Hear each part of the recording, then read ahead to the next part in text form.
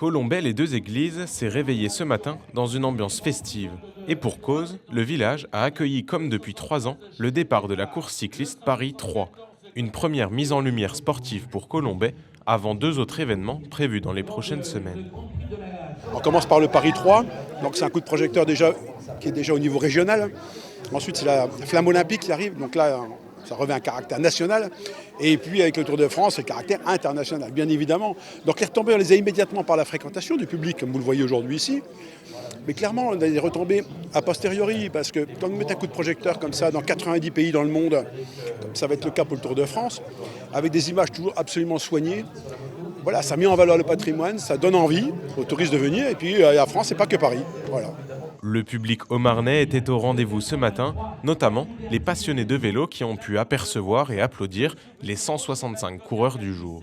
Le Grand Prix de Pellucé, elle avait remporté le Grand Prix donc. Il y a quelques années encore, j'étais président d'un club cyclotourisme en région parisienne. Et j'habite maintenant dans la région et Paris 3 c'était l'opportunité de venir voir qui était au départ. Comme c'est des futurs néo-pros, donc c'était intéressant.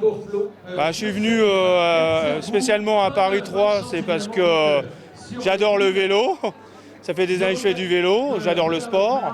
Et puis c'est l'une des plus grandes manifestations qu'il y a dans la région. Cette course cycliste historique regroupe 23 équipes amateurs ou semi-professionnelles. Les coureurs sont souvent des jeunes espoirs qui viennent s'essayer sur un parcours sélectif et relevé.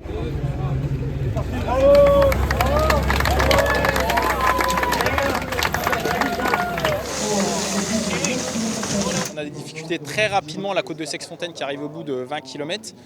Le passage à Colombey-des-Églises au bout de 52 km. La côte des Bars après la sortie de la Haute-Marne et puis le retour au Stade de l'Aube via le parc national de la Forêt d'Orient.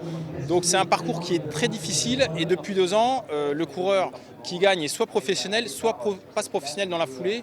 Parce que c'est un homme fort qui gagne Paris 3. Ce sera une victoire d'un coureur de la formation Bridgestone. 75. C'est Liam Walsh qui s'impose. Et le vainqueur cette année, c'est le coureur australien de 22 ans, Liam Walsh, qui a levé les bras au sprint devant le stade de l'Aube à 3 après 4 heures de course.